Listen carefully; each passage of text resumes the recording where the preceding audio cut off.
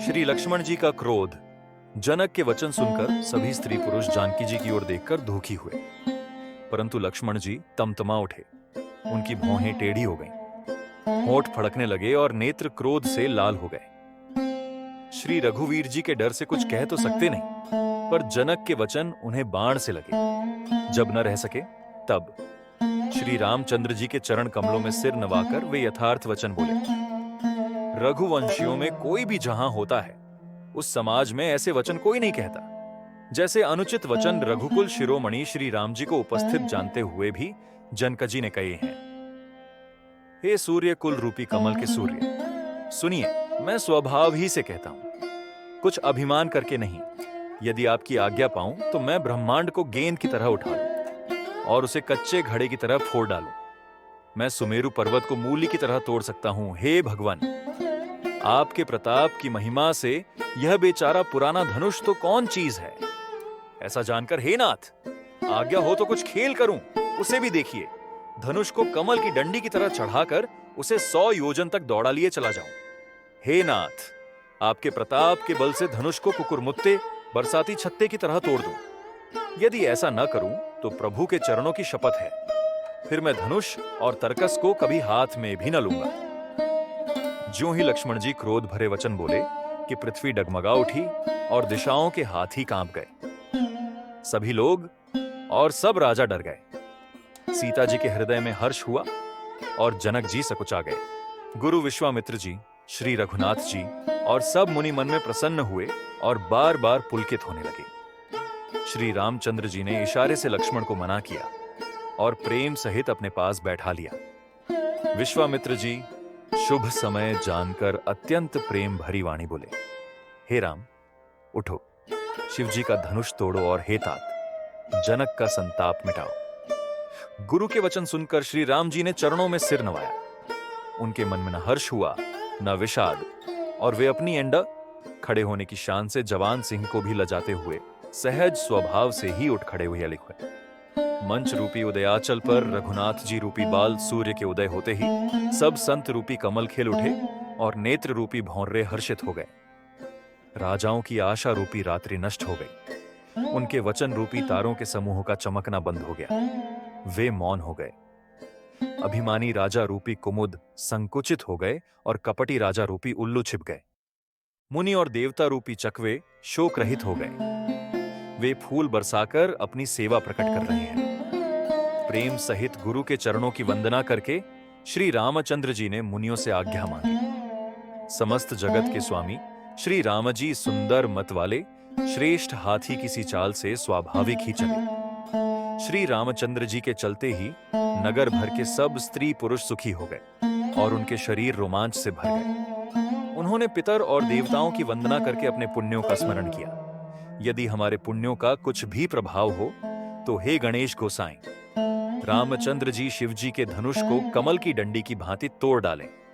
श्री रामचंद्र जी को वात्सल्य प्रेम के साथ देखकर और सखियों को समीप बुलाकर सीता जी की माता स्नेहवश बिलख कर विलाप करती हुई सी ये वचन बोली, हे सखी, ये जो हमारे हितु कहलाते हैं वे भी सब तमाशा देखने वाले हैं। कोई भी इनके गुरु विश्वामित्र जी को समझाकर नहीं कहता कि ये रामजी बालक हैं। इनके लिए ऐसा हठ अच्छा नहीं। जो धनुष रावण और बाण जैसे जगत विजयी वीरों के हिलाए ना हिल सका, उसे तोड़ने के लिए मुनि विश्वामित्र जी का राम जी को आज्ञा देना और राम जी का उसे तोड़ने के लिए चल देना रानी को हट जान पड़ा। इसीलिए वे कहने लगी कि गुरु विश्वामित्र जी को कोई समझाता भी नहीं। रावण और बाणासुर ने जिस धनुष को छुआ तक नहीं और सब राजा घमंड करके हार गए, वही धनुष इस सुकुमार राजकुमार के हाथ में दे रहे हैं। हंस के बच्चे भी कहीं मंदराचल पहाड़ उठा सकते हैं। और तो कोई समझाकर कहे या नहीं, राजा तो बड़े समझदार और ज्ञानी हैं। उन्हें तो गुरु को समझाने की चेष्टा करनी चाहिए थी, परंतु मालूम होता है राजा का भी सारा सयानापन समाप्त हो गया। हे सखी, विधाता की गति कुछ जानने में नहीं आती। यूं कहकर रानी चुप हो रही। तब एक चतुर राम जी के महत्व को जानने वाली सखी कोमल वाणी से बोली, हे रानी, तेजवान को देखने में छोटा होने पर भी छोटा नहीं गिनना चाहिए। कहां घड़े से उत्पन्न होने वाले छोटे से मुनि अगस्त्य और कहां समुद्र। किंतु उन्होंने उसे सोख लिया, जिसका सुयश सारे संसार में छाया हुआ है। सूर्यमंडल देखने में छोटा लगता है, पर उसके उदय होते ही तीनों लोकों का अंधकार भाग जाता है। जिसके वश में ब्रह्मा, विष्णु, शिव और सभी देवता हैं, वह मंत्र अत्यंत छोटा होता है। महान मतवाले गजराज को छोटा सा अंकुश वश में कर लेता है। कामदेव ने फूलों का ही धनुष बाण लेकर समस्त लोकों को अपने वश में कर रखा है। हे देवी, ऐसा जानकर संदेह त्याग दीजिए। हे रानी, सुनिए, रामचंद्र जी धनुष को अवश्य ही तोड़ेंगे। सखी के वचन सुनकर रानी को श्री राम जी के सामर्थ्य के संबंध में विश्वास हो गया। उनकी उदासी मिट गई और श्री राम जी के प्रति उनका प्रेम अत्यंत बढ़ गया। उस समय श्री रामचंद्र जी को देखकर सीता जी भयभीत हृदय से जिस तिस देवता से विनती कर रही हैं। वे व्याकुल होकर मन ही मन मना रही हैं, हे महेश भवानी, मुझ पर प्रसन्न होइए। मैंने आपकी जो सेवा की है उसे सुफल कीजिए और मुझ पर स्नेह करके धनुष के भारीपन को हर लीजिए। हे गणों के नायक, वर देने वाले देवता गणेश जी, मैंने आज ही के लिए तुम्हारी सेवा की थी। बार बार मेरी विनती सुनकर धनुष का भारीपन बहुत ही कम कर दीजिए। श्री रघुनाथ जी की ओर देख देखकर सीता जी धीरज धरकर देवताओं को मना रही हैं। उनके नेत्रों में प्रेम के आंसू भरे हैं और शरीर में रोमांच हो रहा है। अच्छी तरह नेत्र भरकर श्री राम जी की शोभा देखकर फिर पिता के प्रण का स्मरण करके सीता जी का मन क्षुब्ध हो उठा। वे मन ही मन कहने लगी, अहो, पिताजी ने बड़ा ही कठिन हठ ठाना है। वे लाभ हानि कुछ भी नहीं समझ रहे हैं। मंत्री डर रहे हैं, इसीलिए कोई उन्हें सीख भी नहीं देता। पंडितों की सभा में यह बड़ा अनुचित हो रहा है। कहां तो वज्र से भी बढ़कर कठोर धनुष और कहां ये कोमल शरीर किशोर श्याम सुंदर। हे विधाता, मैं हृदय में किस तरह धीरज धरूं? सिरस के फूल के कण से कहीं हीरा छेदा जाता है। सारी सभा की बुद्धि भोली बावली हो गई है। अतः हे शिव जी के धनुष, अब तो मुझे तुम्हारा ही आसरा है। तुम अपनी जड़ता लोगों पर डालकर श्री रघुनाथ जी के सुकुमार शरीर को देखकर उतने ही हल्के हो जाओ। इस प्रकार सीता जी के मन में बड़ा ही संताप हो रहा है। निमेष का एक लव अंश भी 100 युगों के समान बीत रहा है। प्रभु श्री रामचंद्र जी को देखकर फिर पृथ्वी की ओर देखती हुई सीता जी के चंचल नेत्र इस प्रकार शोभित हो रहे हैं, मानो चंद्रमंडल रूपी डोल में कामदेव की 2 मछलियां खेल रही हों। सीता जी की वाणी रूपी भ्रमरी को उनके मुख रूपी कमल ने रोक रखा है। लाज रूपी रात्रि को देखकर वह प्रकट नहीं हो रही है। नेत्रों का जल नेत्रों के कोने कोये में ही रह जाता है, जैसे बड़े भारी कंजूस का सोना कोने में ही गड़ा रह जाता है। अपनी बढ़ी हुई व्याकुलता जानकर सीता जी सकुचा गईं और धीरज धरकर हृदय में विश्वास ले आईं कि यदि तन, मन और वचन से मेरा प्रण सच्चा है और श्री रघुनाथ जी के चरण कमलों में मेरा चित्त वास्तव में अनुरक्त है, तो सबके हृदय में निवास करने वाले भगवान मुझे रघुश्रेष्ठ श्री रामचंद्र जी की दासी अवश्य बनाएंगे। जिसका जिस पर सच्चा स्नेह होता है वह उसे मिलता ही है, इसमें कुछ भी संदेह नहीं है। प्रभु की ओर देखकर सीता जी ने शरीर के द्वारा प्रेम ठान लिया, अर्थात यह निश्चय कर लिया कि यह शरीर इन्हीं का होकर रहेगा या रहेगा ही नहीं। कृपा निधान श्री राम जी सब जान गए। उन्होंने सीता जी को देखकर धनुष की ओर कैसे ताका, जैसे गरुड़ जी छोटे से सांप की ओर देखते हैं। इधर जब लक्ष्मण जी ने देखा कि रघुकुल मणि श्री रामचंद्र जी ने शिव जी के धनुष की ओर ताका है, तो वे शरीर से पुलकित हो ब्रह्मांड को चरणों से दबाकर निम्नलिखित वचन बोले, हे दिग्गजो, हे कच्छप, हे शेष, हे वाराह, धीरज धरकर पृथ्वी को थामे रहो, जिससे यह हिलने न पावे। श्री रामचंद्र जी शिव जी के धनुष को तोड़ना चाहते हैं। मेरी आज्ञा सुनकर सब सावधान हो जाओ।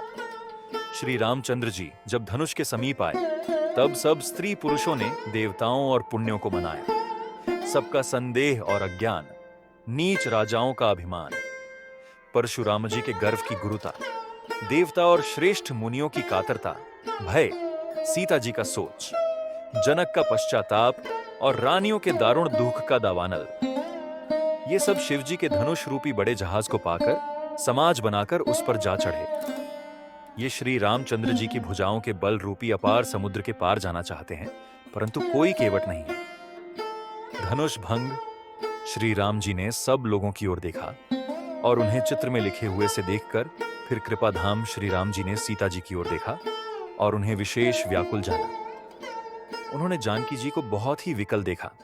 उनका एक एक क्षण कल्प के समान बीत रहा था। यदि प्यासा आदमी पानी के बिना शरीर छोड़ दे तो उसके मर जाने पर अमृत का तालाब भी क्या करेगा। सारी खेती के सूख जाने पर वर्षा किस काम की। समय बीत जाने पर फिर पछताने से क्या लाभ। जी में ऐसा समझकर श्री राम जी ने जानकी जी की ओर देखा और उनका विशेष प्रेम लखकर वे पुलकित हो गए। मन ही मन उन्होंने गुरु को प्रणाम किया और बड़ी फुर्ती से धनुष को उठा लिया। जब उसे हाथ में लिया तब वह धनुष बिजली की तरह चमका और फिर आकाश में मंडल जैसा मंडलाकार हो गया। लेते चढ़ाते और जोर से खींचते हुए किसी ने नहीं रखा। अर्थात ये तीनों काम इतनी फुर्ती से हुए कि धनुष को कब उठाया, कब चढ़ाया और कब खींचा इसका किसी को पता नहीं लगा। सबने श्री राम जी को धनुष खींचे खड़े देखा। उसी क्षण श्री राम जी ने धनुष को बीच से तोड़ डाला। भयंकर कठोर ध्वनि से सब लोक भर गए। घोर कठोर शब्द से सब लोक भर गए। सूर्य के घोड़े मार्ग छोड़कर चलने लगे। दिग्गज चिघाड़ने लगे। धरती डोलने लगी। शेष, वाराह और कच्छप कलमला उठे। देवता, राक्षस और मुनि कानों पर हाथ रखकर सब व्याकुल होकर विचारने लगे। तुलसीदास जी कहते हैं, जब सबको निश्चय हो गया कि श्री राम जी ने धनुष को तोड़ डाला, तब सब श्री रामचंद्र की जय बोलने लगे। शिव जी का धनुष जहाज है और श्री रामचंद्र जी की भुजाओं का बल समुद्र है। धनुष टूटने से वह सारा समाज डूब गया जो मोहवश पहले इस जहाज पर चढ़ा था, जिसका वर्णन ऊपर आया है। प्रभु ने धनुष के दोनों टुकड़े पृथ्वी पर डाल दिए। यह देखकर सब लोग सुखी हुए। विश्वामित्र रूपी पवित्र समुद्र में, जिसमें प्रेम रूपी सुंदर अथाह जल भरा है, राम रूपी पूर्णचंद्र को देखकर पुलकावली रूपी भारी लहरें बढ़ने लगी। आकाश में बड़े जोर से नगाड़े बजने लगे और देवांगनाएं गान करके नाचने लगी। ब्रह्मा आदि देवता, सिद्ध और मुनीश्वर लोग प्रभु की प्रशंसा कर रहे हैं और आशीर्वाद दे रहे हैं। वे रंग बिरंगे फूल और मालाएं बरसा रहे हैं। किन्नर लोग रसीले गीत गा रहे हैं। सारे ब्रह्मांड में जय जयकार की ध्वनि छा गई, जिसमें धनुष टूटने की ध्वनि जान ही नहीं पड़ती। जहां तहां स्त्री पुरुष प्रसन्न होकर कह रहे हैं कि श्री रामचंद्र जी ने शिव जी के भारी धनुष को तोड़ डाला। जयमाला पहनाना परशुराम का आगमन व क्रोध। धीर बुद्धि वाले भाट, मागध और सूत लोग विरुद्धावली कीर्ति का बखान कर रहे हैं। सब लोग घोड़े, हाथी, धन, मणि और वस्त्र निछावर कर रहे हैं। झांझ, मृदंग, शंख, शहनाई, भेरी, ढोल और सुहावने नगाड़े आदि बहुत प्रकार के सुंदर बाजे बज रहे हैं। जहां तहां युवतियां मंगल गीत गा रही हैं। सखियों सहित रानी अत्यंत हर्षित हुई, मानो सूखते हुए धान पर पानी पड़ गया हो। जनक जी ने सोच त्याग कर सुख प्राप्त किया, मानो तैरते तैरते थके हुए पुरुष ने थाह पाली हो। धनुष टूट जाने पर राजा लोग ऐसे श्रीहीन, निस्तेज हो गए जैसे दिन में दीपक की शोभा जाती रहती है।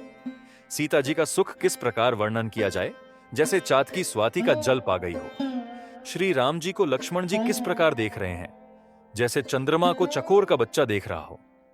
तब शतानंद जी ने आज्ञा दी और सीता जी ने श्री राम जी के पास गमन किया। साथ में सुंदर चतुर सखियां मंगलाचार के गीत गा रही हैं। सीता जी बालहंसिनी की चाल से चली। उनके अंगों में अपार शोभा है। सखियों के बीच में सीता जी कैसी शोभित हो रही हैं, जैसे बहुत सी छवियों के बीच में महाछवि हो। करकमल में सुंदर जयमाला है, जिसमें विश्व विजय की शोभा छाई हुई है। सीता जी के शरीर में संकोच है, पर मन में परम उत्साह है। उनका यह गुप्त प्रेम किसी को जान नहीं पड़ रहा है। समीप जाकर श्री राम जी की शोभा देखकर राजकुमारी सीता जी जैसे चित्र में लिखी सी रह गई। चतुर सखी ने यह दशा देखकर समझाकर कहा, सुहावनी जयमाला पहनाओ। यह सुनकर सीता जी ने दोनों हाथों से माला उठाई, पर प्रेम में विवश होने से पहनाई नहीं जाती। उस समय उनके हाथ ऐसे सुशोभित हो रहे हैं, मानो डंडियों सहित दो कमल चंद्रमा को डरते हुए जयमाला दे रहे हो। इस छवि को देखकर सखियां गाने लगी। तब सीता जी ने श्री राम जी के गले में जयमाला पहना दी। श्री रघुनाथ जी के हृदय पर जयमाला देखकर देवता फूल बरसाने लगे। समस्त राजागण इस प्रकार सकुचा गए मानो सूर्य को देखकर कुमुदों का समूह सिकुड़ गया हो। नगर और आकाश में बाजे बजने लगे। दुष्ट लोग उदास हो गए और सज्जन लोग सब प्रसन्न हो गए। देवता, किन्नर, मनुष्य, नाग और मुनीश्वर जय जयकार करके आशीर्वाद दे रहे हैं। देवताओं की स्त्रियां नाचती गाती हैं। बार बार हाथों से पुष्पों की अंजलियां छूट रही हैं। जहां तहां ब्रह्म वेद ध्वनि कर रहे हैं और भाट लोग विरुद्धावली कुल कीर्ति बखान रहे हैं। पृथ्वी, पाताल और स्वर्ग तीनों लोकों में यश फैल गया कि श्री रामचंद्र जी ने धनुष तोड़ दिया और सीता जी को वरण कर लिया। नगर के नर नारी आरती कर रहे हैं और अपनी पूंजी, हैसियत को भुलाकर सामर्थ्य से बहुत अधिक निछावर कर रहे हैं। श्री सीताराम जी की जोड़ी ऐसी सुशोभित हो रही है मानो सुंदरता और श्रृंगार रस एकत्र हो गए हों। सखियां कह रही हैं, सीते, स्वामी के चरण छुओ। किंतु सीता जी अत्यंत भयभीत हुई, उनके चरण नहीं छूती। गौतम जी की स्त्री अहल्या की गति का स्मरण करके सीता जी श्री राम जी के चरणों को हाथों से स्पर्श नहीं कर रही हैं। सीता जी की अलौकिक प्रीति जानकर रघुकुल मणि श्री रामचंद्र जी मन में हंसे। उस समय सीता जी को देखकर कुछ राजा लोग ललचा उठे। वे दुष्ट, कुपूत और मूढ़ राजा मन में बहुत तमतमाए। वे अभागे उठ उठकर कवच पहनकर जहां तहां गाल बजाने लगे। कोई कहते हैं, सीता को छीन लो और दोनों राजकुमारों को पकड़कर बांध लो।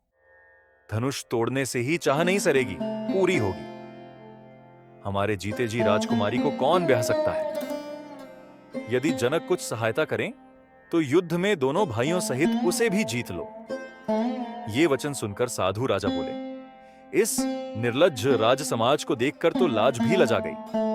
अरे, तुम्हारा बल, प्रताप, वीरता, बड़ाई और नाक, प्रतिष्ठा तो धनुष के साथ ही चली गई। वही वीरता थी कि अब कहीं से मिली है। ऐसी दुष्ट बुद्धि है, तभी तो विधाता ने तुम्हारे मुखों पर कालिख लगा दी। ईर्ष्या, घमंड और क्रोध छोड़कर नेत्र भरकर श्री राम जी की छवि को देख लो।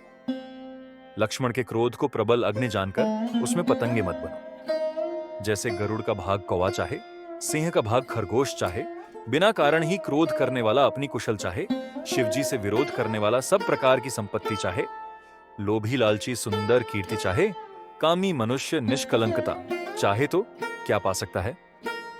और जैसे श्री हरि के चरणों से विमुख मनुष्य परम गति मोक्ष चाहे, हे राजाओं, सीता के लिए तुम्हारा लालच भी वैसा ही व्यर्थ है।